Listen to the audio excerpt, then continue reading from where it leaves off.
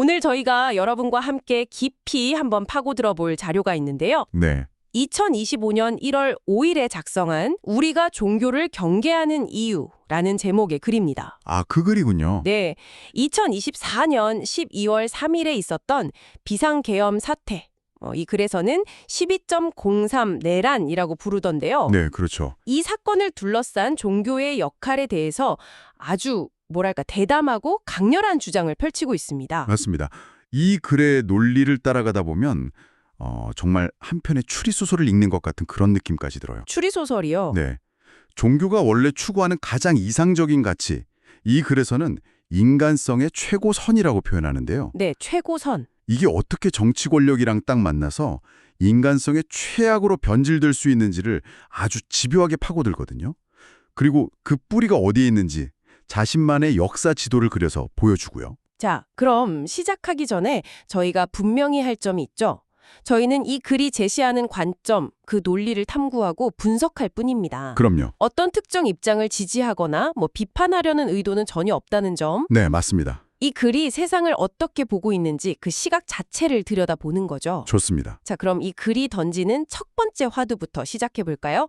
바로 종교의 두 얼굴입니다. 네. 이 글의 출발점이 참 흥미로워요. 보통 우리가 종교의 좋은 역할, 예를 들면 구제 활동이라던가 사회에 기여하는 모습들. 네, 그런 걸 보면서 긍정적으로 평가하잖아요. 그렇죠. 근데 이 글은 그런 건 당연한 일이라서 사람들이 별로 신경을 안 쓴다고 딱 잘라 말합니다. 아, 그건 기본값이다.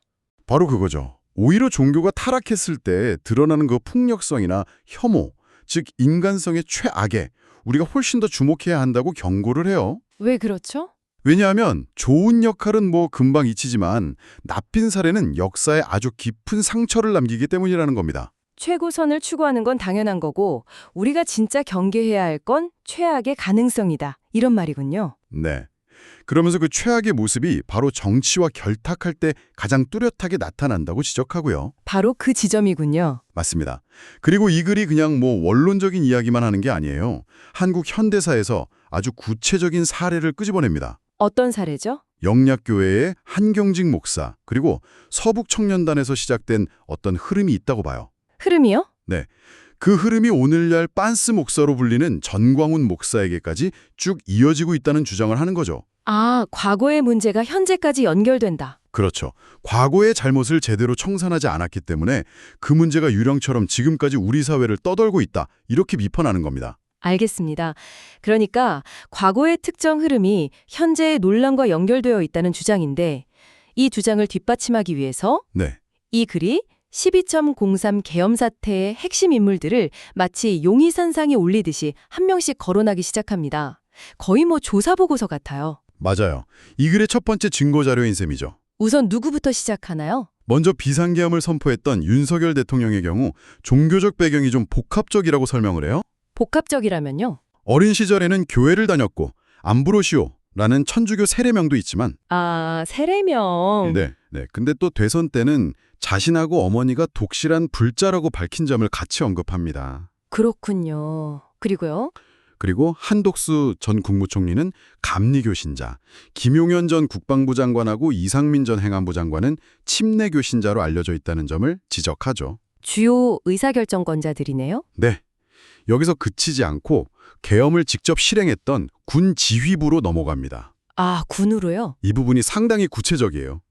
계엄 사령관이었던 박안수 전 육군 참모총장이 여의도 순복음교회 안수 집사였다. 안수 집사. 네, 그리고 한국기독군연합회 KMCF라고 하죠. 회장이었다는 점을 딱 명시합니다. 군대 기독교 네트워크의 핵심 인물이라는 뉘앙스네요. 그렇죠. 그 외에 방첩사령관, 수방사령관, 특전사령관 같은 핵심 실행 라인도 모두 개신교 신자로 알려져 있다고 덧붙이고요. 와, 이렇게 대통령부터 국방부 장관, 계엄사령관까지 그 출석부처럼 종교를 하나하나 열거하고 있네요. 맞습니다. 이 리스트를 통해서 이 글이 궁극적으로 말하고 싶은 게 뭘까요? 단순히 이들이 기독교인이다. 이건 아닌 것 같은데요? 당연히 그걸 넘어서는 거죠. 그렇죠. 네, 의사결정부터 실행까지 사건의 거의 모든 핵심 라인이 특정 종교, 특히 개신교라는 하나의 네트워크 안에 있는 것처럼 보이게 만드는 효과. 아, 이걸 노리는 겁니다. 우연의 일치로 보기에는 너무 많은 인물들이 연결되어 있다는 일종의 종교적 커넥션에 대한 강한 의혹을 제기하는 거죠. 그러면서 아주 도발적인 질문을 던지더군요.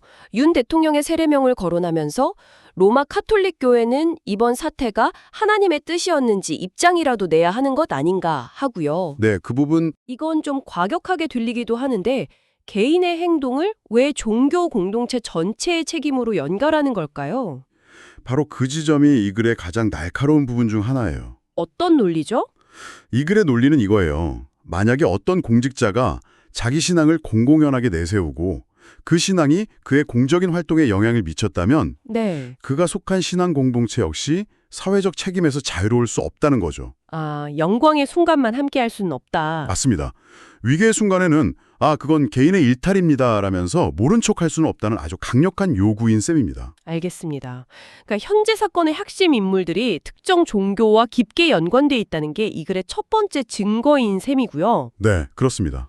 근데 이 글은 여기서 멈추지 않고 훨씬 더 대담한 주장을 펼칩니다. 그렇죠. 이건 우연이 아니다. 수십 년 전부터 이어진 거대한 흐름의 일부다라고 말하면서 역사를 거슬러 올라가기 시작하죠. 네, 드디어 하이라이트가 나옵니다. 그 뿌리가 대체 어디까지 닿아 있다고 보는 건가요? 이 글에서 대한민국 악의 뿌리라는 도식을 제시하는데요. 악의 뿌리요? 네, 여기서 말하는 악의 뿌리는 두 가지입니다.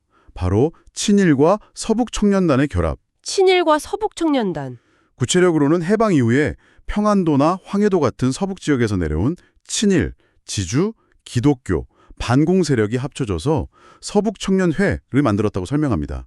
서북 청년단 이라는 이름은 들어봤는데 이 글에서는 굉장히 중요한 키워드로 사용되는 것 같네요. 아주 중요하죠. 이 단체가 어떤 의미를 갖기에 이렇게까지 강조를 하는 걸까요? 해방 직후에 극심한 반공주의를 내세우면서 제주 4.3 사건이나 보도 연맹 사건 같은 정말 끔찍한 민간인 학살에 앞장섰던 말 그대로 극우 폭력의 상징 같은 조직이거든요. 그렇군요.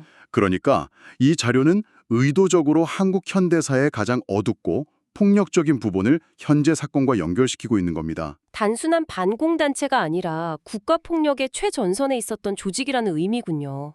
그러면 그 뿌리가 어떻게 오늘날의 전광훈 목사라는 인물까지 연결된다고 보는 건가요? 두 개의 연결고리를 제시합니다. 두 개요? 네. 첫 번째 고리는 영락교회의 한경직 목사입니다. 이 글은 한 목사가 친일 행적과 신사참배 경력이 있으며 그가 바로 서북청년단을 이끌었다고 주장해요. 한경직 목사가요? 네. 그리고 그 서북청년단이 훗날 전과몬 목사의 사랑제일교회 설립기금을 제공하면서 직접적인 연결이 이루어진다고 보고 있습니다. 잠깐만요. 신사참배 경력이라는 말도 그냥 넘어가기 힘든데요. 당시 기독교인들에게 그게 어떤 의미였나요? 아주 중요한 지적입니다. 당시 기독교 신자들에게 신사참배는 단순한 의식이 아니었어요. 아니었군요. 일본의 신에게 절하는 건 기독교의 제1계명, 나 외에 다른 신을 섬기지 말라는 걸 정면으로 어기는 우상숭배였죠. 신앙의 근간을 흔드는 행위였네요. 맞습니다. 배교 행위로 여겨졌죠. 주기철 목사님처럼 수많은 분들이 신사참배를 거부하다가 순교하셨고요. 네. 따라서 이 자료는 한경직이라는 거물급 종교 지도자의 첫 번째 타락이 바로 이 지점이었다고 지적하는 셈입니다. 역사적 맥락을 알고 보니까 그 비판의 강도가 훨씬 날카롭게 느껴지네요. 그럼 두 번째 연결고리는 누구인가요? 친일, 친미 성향의 대표적 인물로 꼽히는 김환란 전 이화여대 총장입니다. 김환란 총장이요? 네. 이 글에 따르면 김환란이 설립한 금란교회의 김홍도 목사가 전광훈 목사의 스승 역할을 하면서 그를 키워줬다는 겁니다. 스승 역할이요? 네. 김홍도 목사가 청교도 영성훈련원이라는 단체의 총재를 맡으면서 전광훈 목사를 지원했다는 거죠. 정리가 되네요. 이 글이 그리려는 그림은 친일과 서북 청년단이라는 악의 뿌리에서 출발해서 네, 거기서 시작해서 한경직 목사와 김환란, 김홍도 목사라는 두 개의 줄기를 거쳐서 오늘날 전광훈 목사라는 인물에게 그 유산이 집대성되었다. 이런 거군요. 정확합니다. 결국 이 자료가 하려는 건 전광훈이라는 한 인물을 그냥 개인의 일탈이나 어떤 돌출 행동으로 보는 게 아니라는 거죠. 그럼 어떻게 보는 거죠? 거의 80년에 걸친 거대한 역사적 흐름의 최종 결과물처럼 보이게 만드는 거예요. 마치 하나의 악의 계보를 그려내는 거죠. 그렇군요. 이 주장의 사실 여부를 떠나서 이런 서사 방식 자체가 굉장히 강력한 설득력을 가질 수 있다는 점이 이 분석의 핵심입니다. 그렇게 하나의 거대한 서사를 만들어내니까 이 글이 다른 종교인들을 향해 던지는 비판도 더 무겁게 다가오는 것 같습니다. 맞아요. 왜 침묵하느냐고요? 네. 이 악의 뿌리로부터 온 정광훈이라는 자가 모든 종교들에서 인간성의 최고선을 추구하는 종교인들의 마음을 겁탈하고 능욕하고 있는 종교들의 수치임을 왜 종교인들은 자각하지 못하는가라는 아주 격한 표현까지 써가면서요. 와, 저 사람은 우리랑 달라 라면서 선을 긋는 것 자체가 문제를 키우는 비겁한 행위라고 질타하는 겁니다. 결국 이 모든 분석과 비판이 향하는 최종적인 경고는 무엇인가요? 이 글은 전광훈 목사 같은 인물의 존재를 이대로 방치하는 것 자체가 한국의 모든 종교가 인간성의 최고선을 추구하는 데 실패했음을 스스로 증명하는 꼴이 될 거라고 경고합니다. 실패의 증거가 된다. 네. 그리고 바로 이것이 정상적인 판단력을 가진 보통 사람들이 종교 전체에 대해서 혐오감을 느끼고 등을 돌리게 되는 가장 중요한 이유가 되었다고 진단하죠.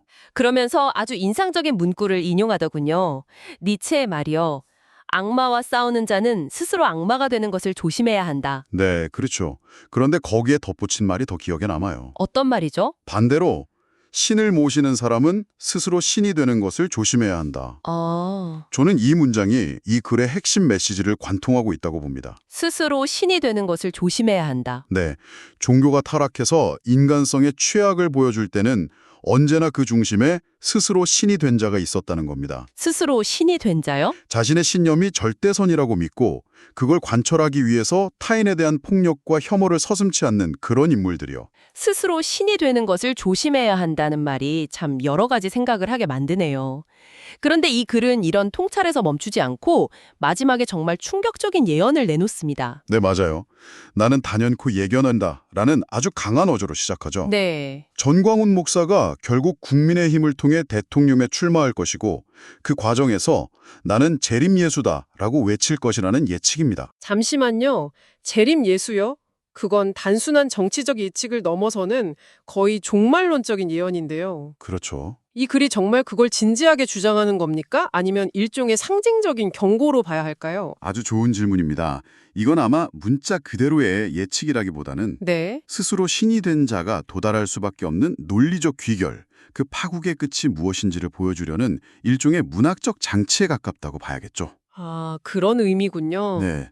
신의 대리인을 자처하던 사람이 결국 스스로 신의 자리에 오르려 할 것이라는 인간의 오만함에 대한 가장 극단적인 경고인 셈입니다. 오늘 정말 강렬한 주장을 담은 글을 함께 파고들어봤습니다. 한 시민의 글을 통해서 종교가 가진 선과 악이라는 양면성, 그리고 그게 정치 권력과 만났을 때 어떤 위험을 낳을 수 있는지에 대한 하나의 시각을 깊이 들여다봤네요. 네. 12.03 비상계엄이라는 현재의 사건에서 출발해서 관련자들의 종교적 배경을 살피고 그 뿌리를 찾아서 친일과 서북청년단이라는 한국 현대사의 비극까지 거슬러 올라가는 아주 집요한 여정이었습니다. 네. 이 글의 논리에 동의하던 안 하던 우리 사회의 한 단면을 이해하려는 이런 치열한 시도 자체는 곱씹어볼 가치가 있다고 생각합니다. 자, 그럼 이 모든 논의를 마무리하면서 여러분께 마지막으로 생각할 거리 하나를 던져드려야겠죠? 네, 좋습니다. 이 자료는 스스로 신이 된 종교인의 위험성을 아주 강력하게 경고하고 있습니다. 그렇죠. 그렇다면 여기서 한 걸음만 더 나아가서 이런 질문을 던져보면 어떨까요? 어떤 질문이죠? 종교라는 이름표를 떼어내더라도 스스로를 절대선이라고 여기고 자신의 신념을 관철하기 위해서 타인을 향한 혐오와 폭력을 정당화하는 모습은 과연 종교계에만 있는 걸까요? 아, 그건 정말 중요한 질문이네요.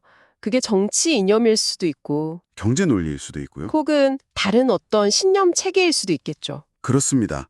이 자료가 날카롭게 지적하는 스스로 신이 되려는 유혹은 과연 특정 종교인들만의 문제일까요? 아니면 우리 모두가 평생 경계하고 성찰해야 할 인간 본성 깊숙한 곳에 자리한 위험일까요? 여러분은 어떻게 생각하시는지 한 번쯤 깊이 고민해 볼 문제입니다.